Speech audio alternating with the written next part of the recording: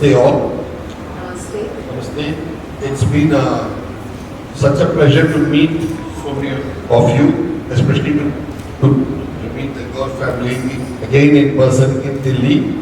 A wonderful couple, and we had 2 divine days yesterday and day before, visiting Brajbhumi, and very kind of you to take us, and really certainly divine. And our association friendship will go a long way forward in the idea of wisdom, and also to meet other co-speakers all over the. Getting on to the topic which she's very specifically asked us to speak on. Fortunate that we are as people. So fortunate that we are as people. That's the key idea we'll be speaking about at this wisdom convention.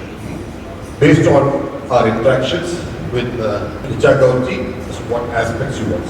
Fortunate as we are is what we will see. This earth itself is fortunate.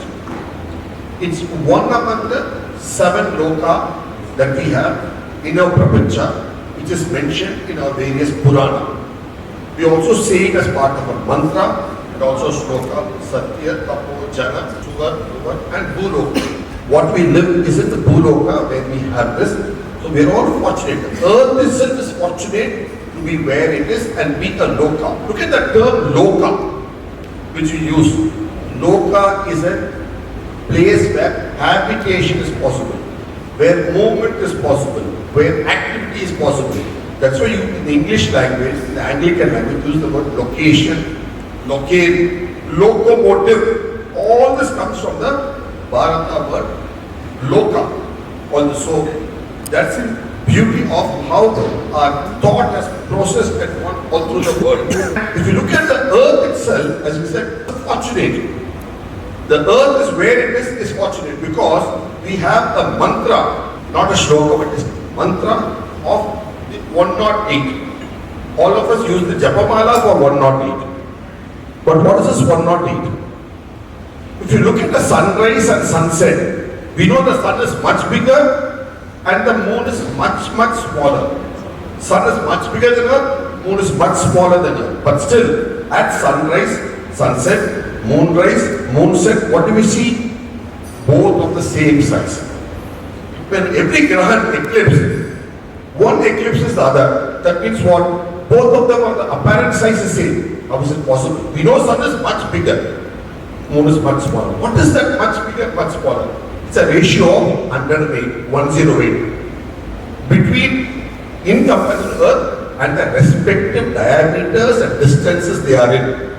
It's 108, and this has been said by various scholar astronomers like Bhaskaracharya, Varahamihira, Aryabhatta, others. So there's nothing new to us. We knew this ratio of 108, which is why in our mala, Japa mala, we have the 108 and we have 108 Kshetra in the Vaishnava tradition and elsewhere. So we have a very clear understanding of what this is in life. Including Bhaskaracharya spoken about it very clearly as a formula. So we knew it 1,000 years back, much before that too, that Earth is fortunate to be where it is. In English, in astronomical terms, they now call it a term called Goldilocks area.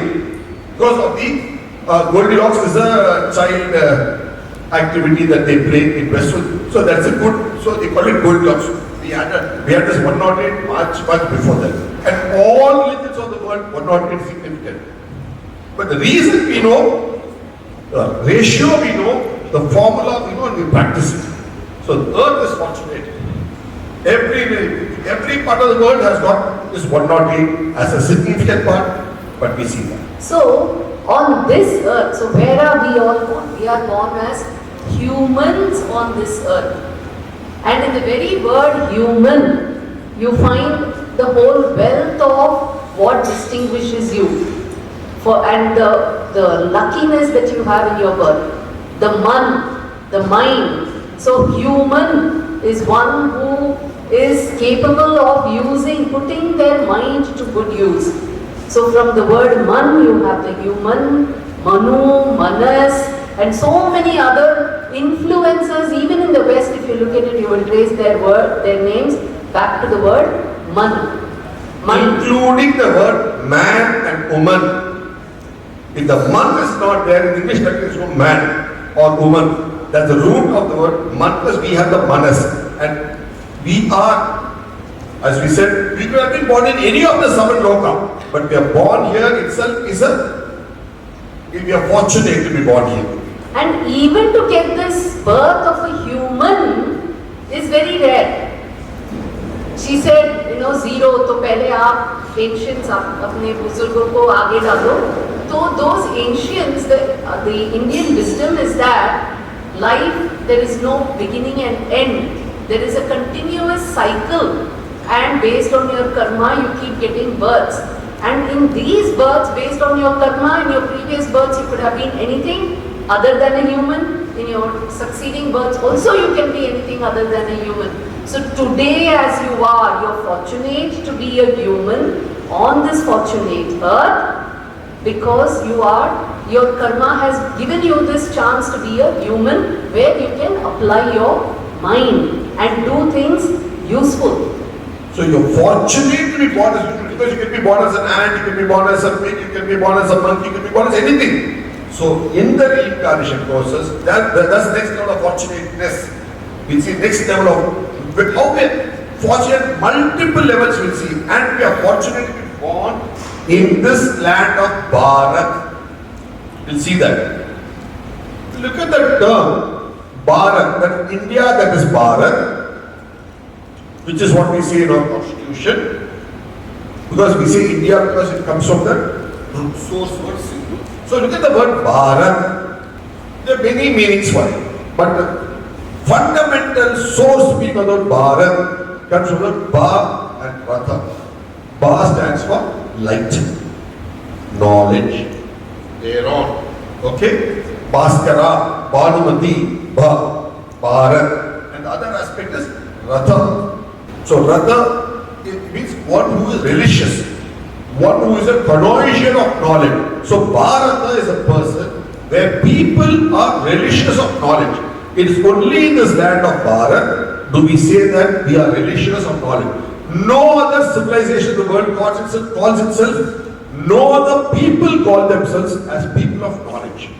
Only in Bharat you call yourself as people of knowledge.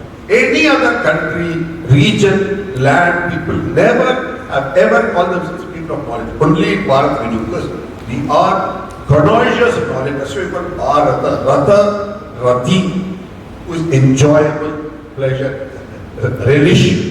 So Bharata is a land which relishes knowledge through. Look at this house. So we are fortunate to be in one land of knowledge, expressing that in a wisdom language. And you are additionally fortunate to be in this place of Greater Noida, which is a knowledge park. And this convention is being held here, so that's another sign of your fortune, good fortune. And there are many, many reasons actually for Bharat. Even our neighbors, the Chinese, have always looked at the Bharata civilization as a civilization, kings of wisdom. They called all the major civilizations as 5 kings. So they the earth itself, they divided into 5 portions, gave them 5 names. See, we can call ourselves land of knowledge. We can call ourselves people of knowledge. But what do our neighbors call us? They also call us as people of wisdom, people of knowledge. They call Bharat as people of wisdom. All the kings of Bharat are kings of wisdom. So in the concept of wisdom convention, we very clearly see that you call yourself knowledgeable, wisdom, seekers of knowledge, religious of knowledge. Your neighbor also calls you so. So that puts a double strength on you. And he's been calling you this for millennia. That's the land of knowledge. For example, for them the Persians are brave or ferocious, Turks are ferocious, all that is there. So handsome is Rome, but we come, it's knowledge. That's the beauty of this land. Similarly, the Persians call us so, the Arabs call us so, the Egyptians call us so. All over the world you see, we are people of knowledge, wisdom.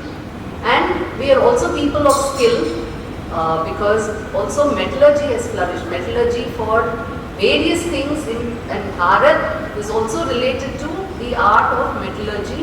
You have Bartan, means that which can hold, maintain, sustain. So from that you also get vessel, you get metallurgy. So that is also Bharat. You are in a land which is ideally placed in the tropics where you get the right amount of sunshine at the right time of the year, because after sun you get the rains. You don't get rains and then the sun. The sequencing is important. So we are rightly sequenced for the land to harness both the sun and the rain. So you have to rain and shine both together, but in a sequence. And look at this. You may call this a tropical zone, but it is also a desert. You have Africa lots is a of countries here, but they are all small islands. You are a large, flat, vast plain. And going forward, you will see how we are really fortunate to be on this land. Bharat itself is a very, very fortunate land. So, since he mentioned about rains, what is the rains that we get in Bharat every year? Any idea? It's called the monsoon rains. When does it rain in Delhi every year, the monsoon rains? Every year it comes to Delhi. When does it come? End June, early July. Is there any clock or calendar in the sky to say end June, early July it should start, monsoon should start in Delhi? Why can't it start in March? Why can't it happen in February? Why can't it happen in November? Why does monsoon rains come to Delhi every year in end June, early July? So let's I've never thought of it. And where does it come from? So let us look at some very two interesting aspects. Anybody here by the name Varsha? Any lady by the name Varsha here? It's a popular common name. Okay, if you know anybody by name Varsha, you can carry this message back to them. Power. World power. Why are they such a big power? Look at this aspect. How big were they? The Look British at this. flag, the colonial power was all over the world. Which is why they are famous saying the sun never sets in the British Empire.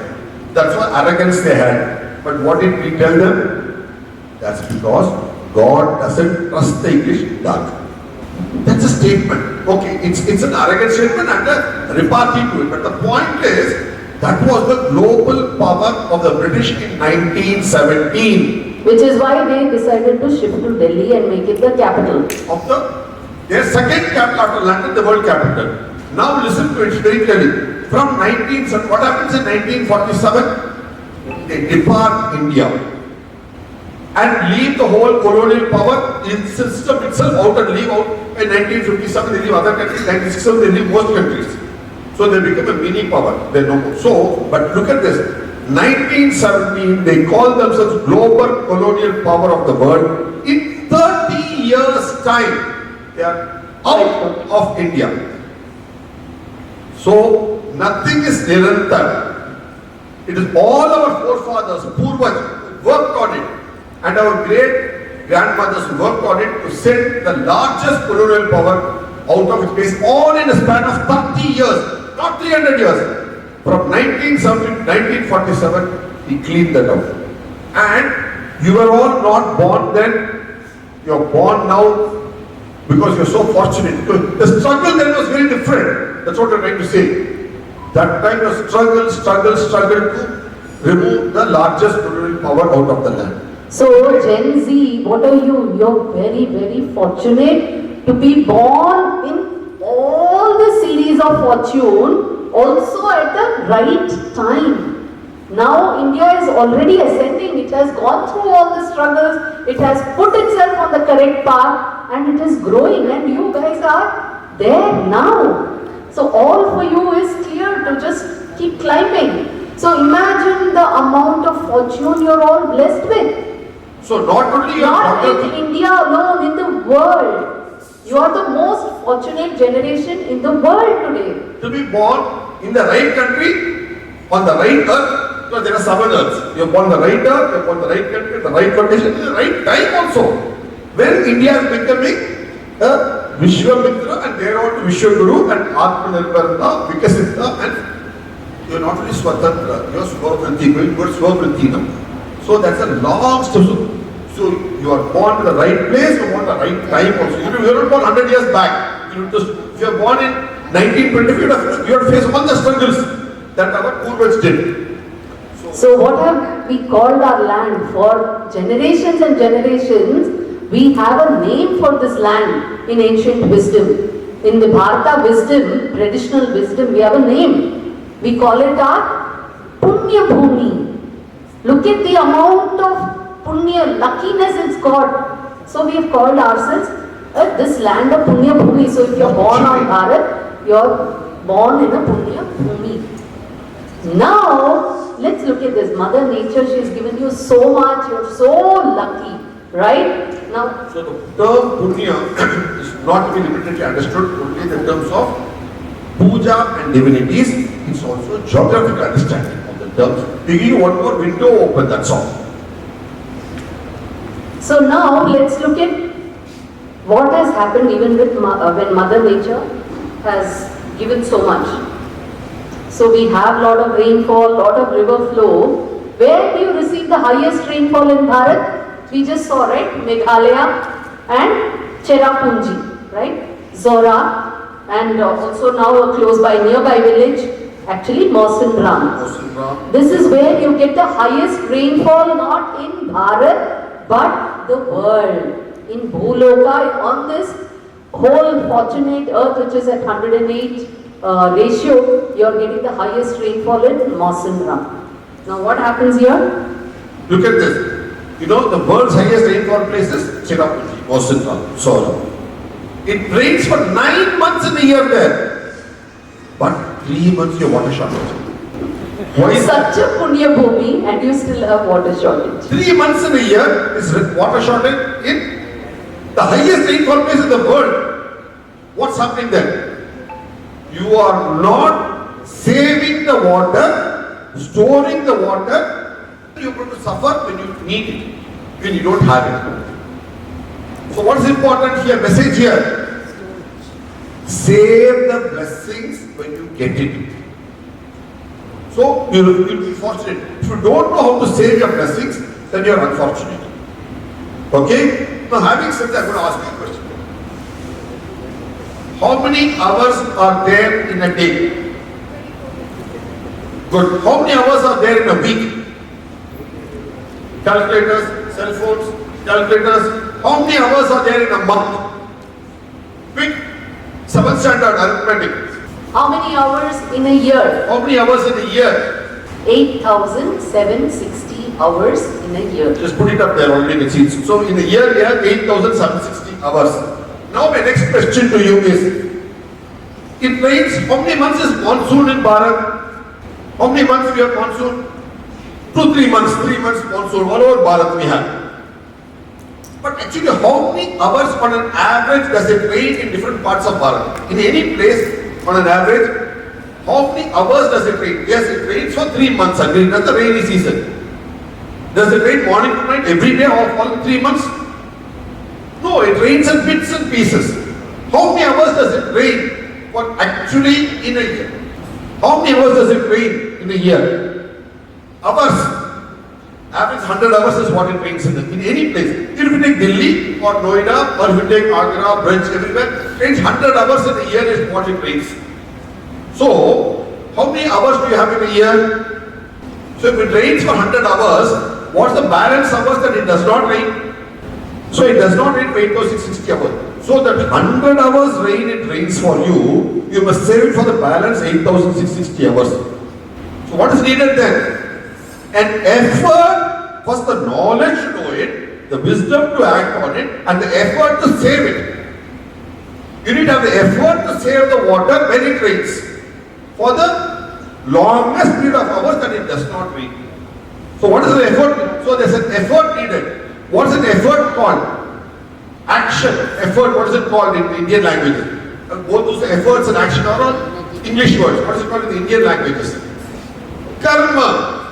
You need to act on it. Karna, karma. So you have to act. The action is needed to effort to save it. So wisdom to know that it rains for 100 hours out of 8,760 hours and save it for the balance 8,660 hours. So one is action, karma. And what's the other aspect? That's innate ethos you get? Savings. How many of you save?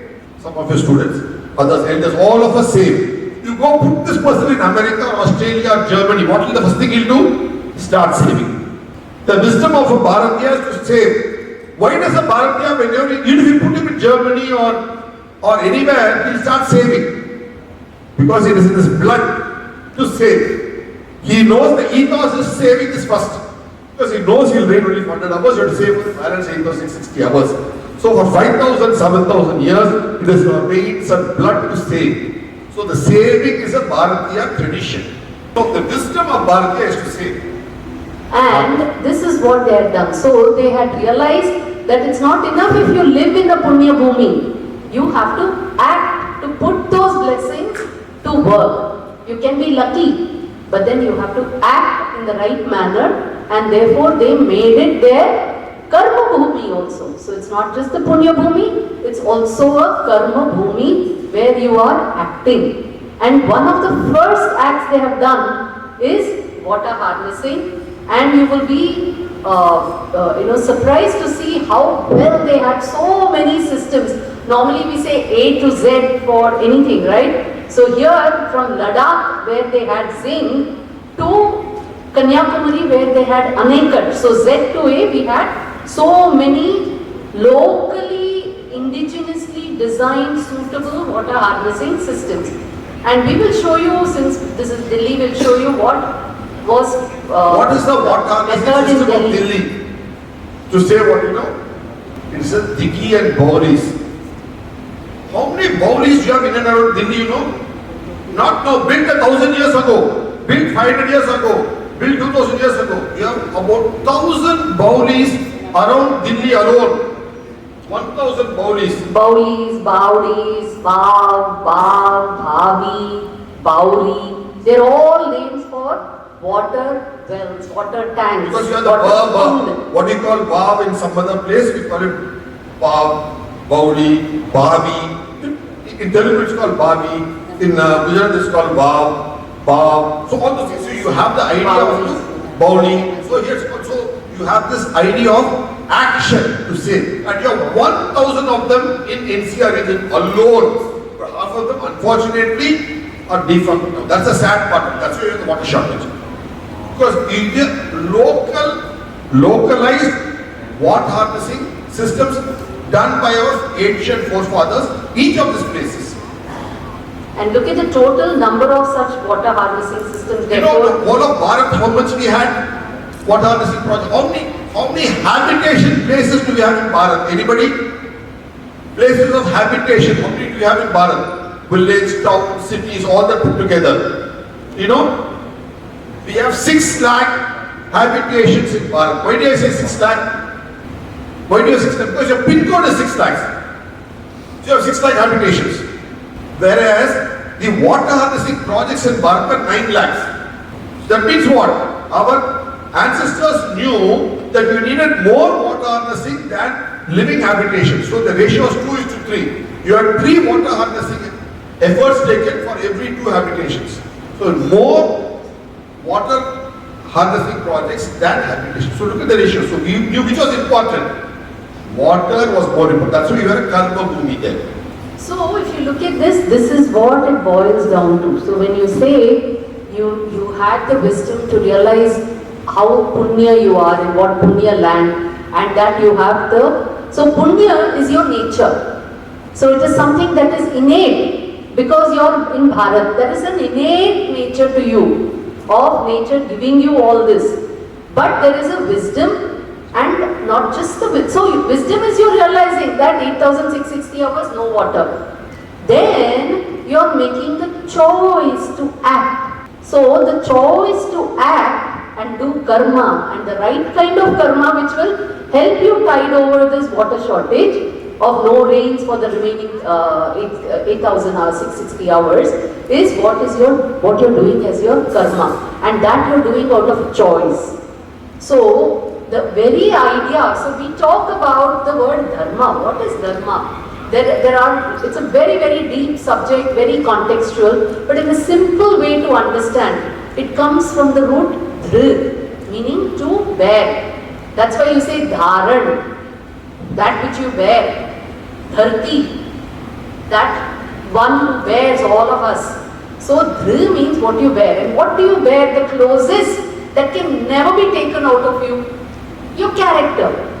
That is your innate character, each one's innate character. Your guna is innate to you individually. That I like curd rice, I like sambar rice, I like rajma. That is all your innate character because it's all coming as part of your body that you have got. The human body which you have been lucky enough to have in this birth. As much as the Atma is innate and personal to you, your guna is also innate and personal to you, which decides your dharma. And that guna will make you respond to situations differently. Each one of us will respond to stimulus very differently because of our innate character and also the situations that each of us get into because of are we born as a male or female, are we born in this family or that family, are we living in Delhi or Chennai, are we moving around with what kind of people and what is the time and what is the situation around you. All of this will elicit out certain behavior from you. The situation comes, you can do nothing about the situation. That is the karma, that is the karma phal. The situations are happening as a result of so many interactions happening everywhere. But when that situation arises, the choice, you as a human, with your man, you have a choice to act. And you can decide to act, to react, or not to act at all also. That choice is totally yours. And that will influence further karma, not just for yourself, but for everything around you. So what you act is going to influence the 5 people around you and by them, so many people around them. So that is how the karma chain propagates. So dharma and karma are equally intertwined and that is very beautifully intertwined in the aspect of the punya bhumi and karma bhumi of Bharat. Punya is your nature, it's your dharma, you've got it. But karma is what you have to do, you have to make a choice and you have to act the right way and put this punya janam to very good use when you are here so that you create good karma chain. Because you are also going to end up in that same karma chain in your next birth. So if you want to still come back to a nice punya bhumi, then you better make sure you make the right choices to act correctly and nicely. There is no black and white and no right or wrong. There is no good or bad in dharma because it's all about your innate nature and the context. In the field of economics, in the field of management, in the field of life, what is the buzzword today in the world? Sustainability. What is the sustainability? Sustainability is to leave a place better than what you inherited. That's a simple term. To give it to the next generation in a better form. That is sustainable. What is karma then? What she explained to you just now. It's all about that. You work on it to give it as a better place to the next generation. So when you are come back some generations later in some other form, you also reap back that same karma. It's beautiful. Now she said about the idea of dharma. I'll take the idea of dharma that she said now. In dharma is a nice concept. The dharma is, many people say be good, right? Yes, all those stuff, they're right, not wrong. But in dharma, what's important? The relationship. She said the context. Equally important is the relationship. Let's take example of Richa. Her behavior with her brother is part of her dharma, which will be in a particular form. Her relationship with her son, it takes a different form. That's also part of dharma. Her relationship with her husband takes a different form. That's also part of a dharma. But what is, each one varies. So in dharma, the relationship takes importance. The context takes importance. The relationship takes importance. Look at the beauty of it. That is what dharma is. So, in your punya, karma, dharma, relationship and context are very important in it. And therefore, it's very important that you act, put all this in good use, and you can't say, okay, I'm going to escape, I'm not going to act, have been born in a good land. Look, even what Krishna has to say, and Veda also says, gods do not help inactive people. So they help only if you also do your bit. And see, Krishna says this, there is nothing in the three worlds that I want for myself. There is nothing in the three worlds that I need to work for.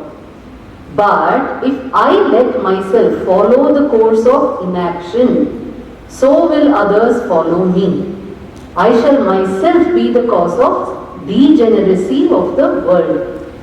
So you have to have that karma chain going, and that comes only with action. Your very act of breathing is also a karma. That is also an action. Your breathing is also an action. And as long as you're there on alive on earth, you are going to be doing that little bit of karma. To that, if you add good karma, you can ensure that the whole karma chain will sustain life, your life, others' life. I think setting each of the jigsaw puzzle now. The punya bhumi, karma bhumi, dharma, each of setting it and how you are fortunate. Knowledge, wisdom, the place you are, varsha, every bit of it fits in to each other so well. And it is valid for Bhagavan Shri Krishna, it's valid for all of us also. That every one of us have to do our bit to ensure that for what we are here, we carry out our activities with dharma. Because in relationship to your own character, see, that is important. So, with that message, and she's talking about awakening your soul, we think and hope and pray that everybody's souls have been awakened, and to help you realize that you're indeed fortunate.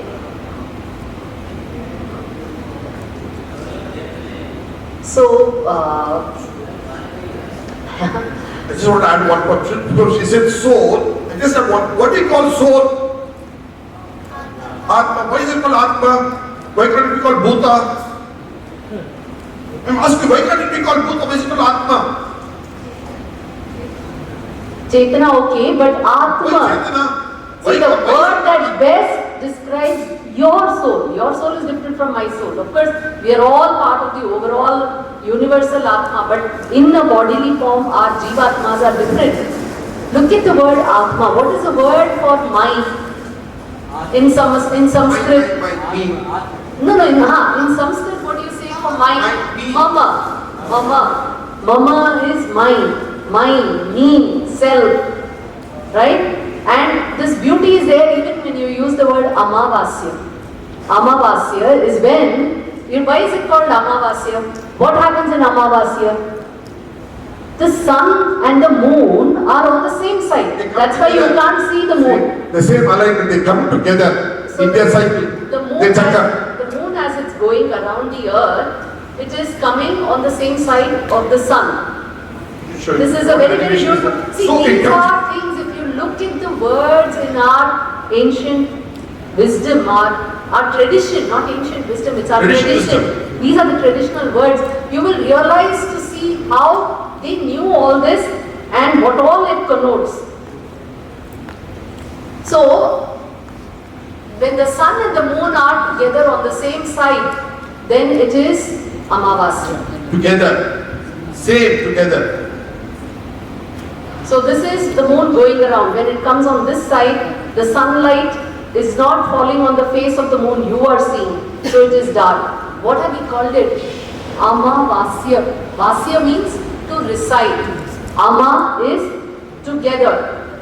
So in Amavasya, they are both residing on the same side. So together, so what is the ma there come to be? We are just looking at the term ma. Why is mother called Amma and not Abba? Because you are residing in your mother. She is the self. I mean, she you are is residing in you her, are that's it, Amma. So the ma is the key point there. So Atma also has the same connotation of that self. You, yourself. You residing inside. So that's you. The term Atman, so comes you are residing within. The moment Atman goes out, there is no Sharira. So that's why the ma is important. So we look at every term, look at the wisdom of it, the Jivan. The Jivan only if the Atma is there. That's it. It was Jivapati ji who a few years back introduced us to Vichaji, and he's again a good friend of Vichaji and family, okay, good friend. Stapati, traditional Stapati. He's a Stapati. Coming from the Vishwakarma clan. He's the bloodline, Vishwakarma bloodline lineage, lives in Gopur. So we do a small bit on the idea of temple architecture. Of course, we do a different subjects. And I think in a way it is a very natural progression. We looked at the Vastu for Earth and Bharat. Now we will look at overall Vastu for our homes and our living. Just 10 minutes. So, from the moment of the Big Bang, from the Hiranya Garbha, there is activity happening in the Mandakini, that which moves, the slow movement Mandakini, that's what we call galaxy, all the way down to the Boloka, in which you form a grid. So there is space is a continuum. There is no break. Right from that small beach, the Hiranyagarbha, from there to what you are now, the Big Bang happens in same Hiranyagarbha, space. right? It's the same continuum. And this space and continuum was understood, and at every level of space, they have represented that space as a Purusha, as a Vastu Purusha. And it needs space. So you have the Vastu. You need the space. So that's why the idea of Purusha, because Purusha and Prakriti connect.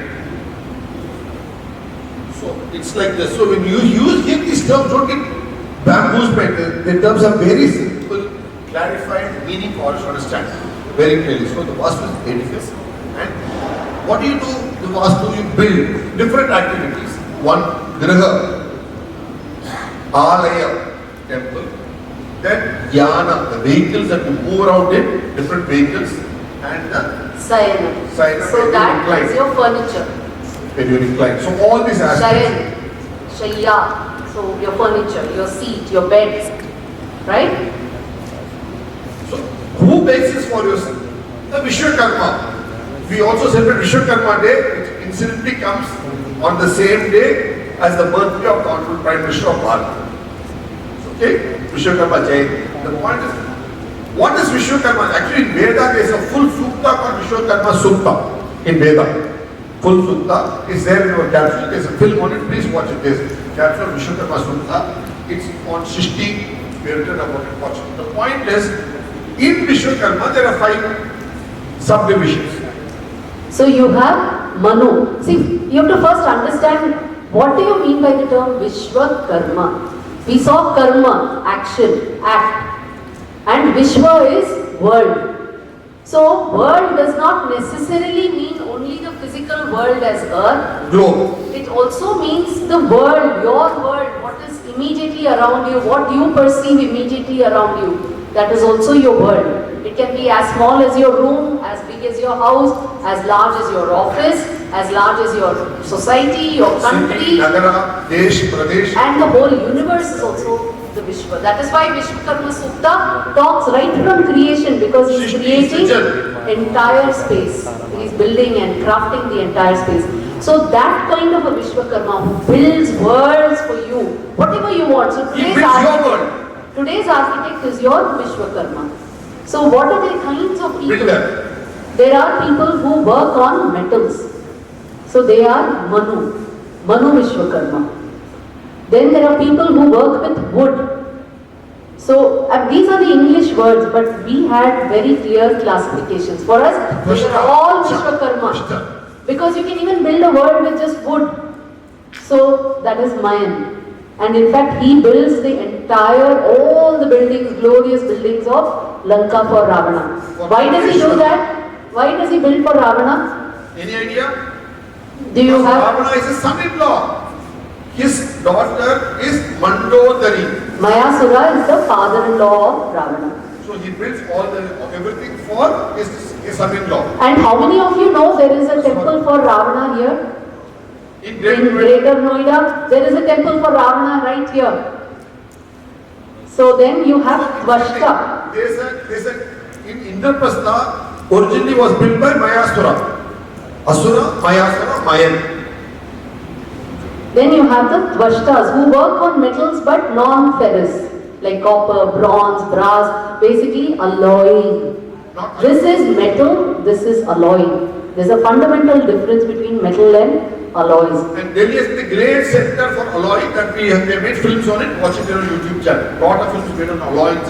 There's Delhi, Yamuna, the Dwarka in Delhi is very significant. For alloying. Not the Dwarka in Saurashtra. The Dwarka in Delhi is near the airport.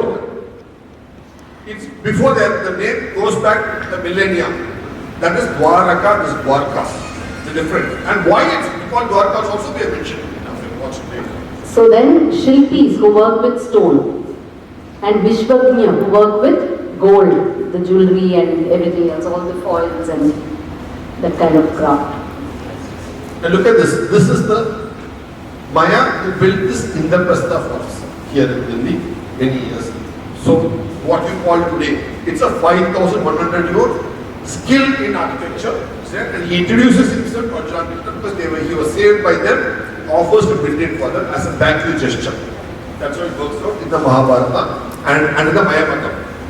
Then you have Shishkita again there, and the Ramasetu, all that is all what you call Nalasetu, originally called Ramasetu, then Dwarka. Similarly, the Vishwakarma, both Dwarka and Nalasetu, which is now called Ramasetu, and mold built by the. Did you notice one very beautiful fact emerging from the great monuments that Mayan has built and great monument that Vishwakarma, but they're both similar but with some slight variation. So I showed you this, right? Some of the two important monuments that you attribute to Vishwakarma that we know of today with the whatever knowledge that has come down to us. Can you tell me the difference between this, what he has built here, and what Mayasura built? Anything, just sheer logic and just something that should occur to you. These two are currently underwater. Both underwater. Underwater. They are to do with the sea coast.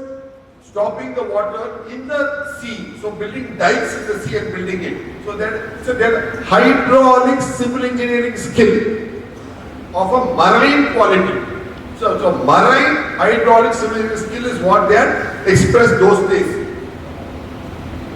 So Vishwakarma, the one who builds your world is Vishwakarma.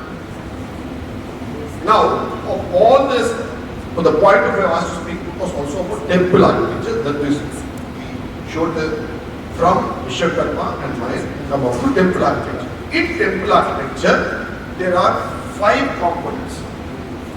Look at the 5 constituents of a temple. What is the first constituent? Tirtha. A temple is a building where the first constituent is Tirtha. That's why you call it Tirtha Kshetra. The Kshetra is important, but the Tirtha is more important, equally important. So Tirtha, the Kshetra, the Murti that you do. Kshetra is the building structure. So Tirtha is the kund that you have in the temple.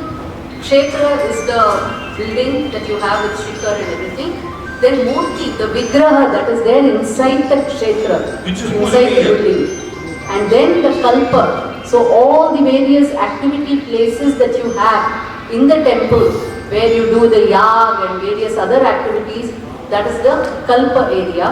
And then you have the yoga, the union of all of this also should gel. Not limited to asana. The union of all this should gel in that place. That is what Veda Vyasa said 5,100 years ago. The component of a temple, which is what she asked us to speak about. That's a component of a temple, is this 5 components. Which is the first one? Tirtha. And I'll show you something. 1,000 years back, somebody who came to Bharat mentions about this very clearly in his travelogue. Mentions about it in his travelogue. When he comes, okay, nowadays when you go from one country to another country, how do you know that you entered another country? You have a border post. You have a visa stamping. Those days, 1,000 years back when somebody came from Persia into Bharat, Russia, How does he know he's left Persia and entered Bharatavarsha? How do you know? There's no trade post. There's no border security. But still he writes, I've entered Bharat. Look at this man. His name is Al-Baruni, who wrote the book Kitabul Haq in exactly 1000 years back. He came, actually this 1028 he comes, 1030 he writes a book. In every place to which some particular holiness is ascribed, the Hindus construct ponds intended for the ablutions. So he's saying, I know I have entered Bharat because I am seeing that every holy place is having a tirtha attached to it, a pond, a kund. So this is telling him that there are man-made ponds or kunds, and in this they have attained a very high degree of art, so that our people, the Arabs, when they see them, wonder at them and are unable to describe them, much less to construct anything like them. Look at the beauty. So we have had a high degree, the Vishwakarma's hands create the high degree and others could replicate it. And this is 1000 years back, they are following Veda Vyasa's instruction, 4000 years before that. So he is describing how right they are from built. Afghanistan to Burma, from Tibet to Lanka, we are building it all over Bharat. So terraces, we built it. What do you call that now? The tirthas, different temples all over Bharat, we call them Vav. Isn't it? How many Vavs, Baulis, Bhavis, Kund we have in Bharat? All tirtha. We have every Nagara has its own Vav. We have lakhs of Vav in Bharat. People normally speak of the 2-3 Vav, one in Rajasthan, one in Gujarat, etc. But we have lakhs of Vav in Bharat. We call it the wonder of Wow. Vav of Vav is actually the Vav of Vav. Do you think Vavs are only in Gujarat, Rani Ki Vav and all that? Or Chand Bauri and so on? Look at the Vavs, even in south, in very close to where we live, there is a Vav. Look at the size of the Vav. The mandir is inside the Vav itself. So look at the size of the Vav here, like that. You take any place you take, you have the idea of it's called Kupa Shastra. It's there. Look at the Vavs everywhere. In fact, Bodhidharma, whom we celebrate, he went from Kanchipuram all the way to China, spread Buddhism, martial arts. Martial arts owes its origin to Bodhidharma. He established Shaolin. What do you call the karate, kung fu, Shaolin temple established by him in China.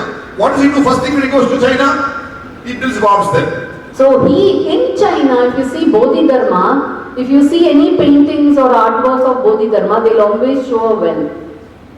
First, so that is what we always did. So you have 1000 Vavs, that's a 2-hour separate. You can just discuss on Vav. That's again a film in a capsule you can watch later. Look at this. This is the aerial view of a Vav. This is Kerala. No, this is near Kannur. Look at the Vav in Kannur. Is it any less than Rani Ki Vav? No comparison, but I'm saying it is Equally equally. 1000 years old Vav. Look at the Vav. It's similar. You have those steps. You have steps going like this, like that. This is the monsoon time. Look at the moss grown on it. Rani Ki Vav was for a queen, so it is more elaborate. This is for the common people in the temple. So this is Kannur. You go anywhere, you'll find Vavs there. Look at this. This is Andhra. And as recent, 300 years old only. Even then, even 300 years ago, people had the Vav mindset. Everywhere, all over Bharat, we have also, we knew it will rain only for 100 hours out of the 8,760 hours. We have to save water, so we build water harvesting projects, Vavs, everywhere. Even in Assam, where you have the Brahmaputra, you have Joy Sagar, it is a water tank, man-made water tank. So everywhere you have the Nagpur. The reason we are talking about this is to say that when we talk about temple architecture, we only immediately show Belur, Halebeed, Khajuraho, those beautiful temples, intricate carvings. We only show the kshetra, we show the building, and we talk about the murti, the vigraha. Look at the word vigraha. Vigraha, we don't say idol. For us, Murti, the Bhagwan is, deity is Vigraha, that which can draw all the energies and give them back to you. We don't focus on the Tirtha. So, in temple architecture, equal importance or the first importance was given to the Tirtha. Then came everything else. So Tirtha Kshetra is what we call it, isn't it? So the Tirtha takes privacy, out of which everything else comes. Okay? So what is important is this knowledge. With that knowledge, we will get our confidence, our dairya. From that we get that dare to perform. So we need knowledge. From that comes confidence. From that confidence comes a dare to perform. Dare to be Indian. In Indian ways, confident to do it our ethos.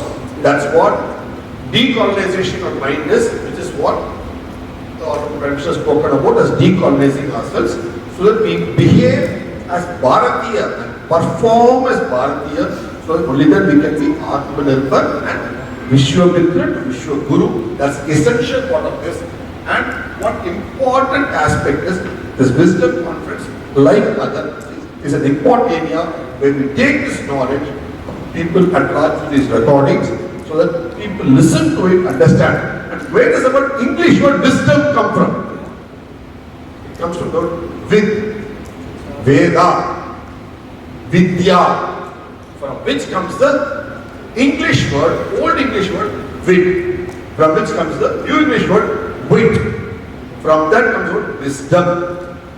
So even the Anglican word of wit and wisdom comes from the wit, old English word, which comes in turn comes from Veda and Vidya. Look at that. So it's a pan-global phenomenon. And it is very important to focus on the wisdom. Knowledge is different. Knowledge of two types, both Jnana and Vijnana, which are two different aspects of knowledge to know. But wisdom is beyond just knowing. It is knowing what work and then having the sensibility to apply, making the right choice to apply those wisdom points. And it's therefore important that they are conducting not just a knowledge conference, they are conducting a wisdom convention, so that these kind of what work and the essence of all these millennia of civilizational knowledge and practices. So what worked means it goes hand in hand with practice. Because only when you practice you know what worked, what didn't work. So they're bringing all of that churn, the manthan, to all of you, the Gen Z here. And it will be to your advantage to make use of what they are offering to you. And it has been a pleasure for us to come and share all this here with you all. Thank you. Thank you to this wonderful couple. Yes. For organizing this program. Well, with great effort, they are putting the first one. I'm sure they'll do a lot more in their lives going forward. Thank you so much once again. Namaste to all. We are available for next half an hour, 40 minutes. Any questions, we'll glad to take on stage, off stage, as deemed appropriate. Thank you once again. Namaste to all.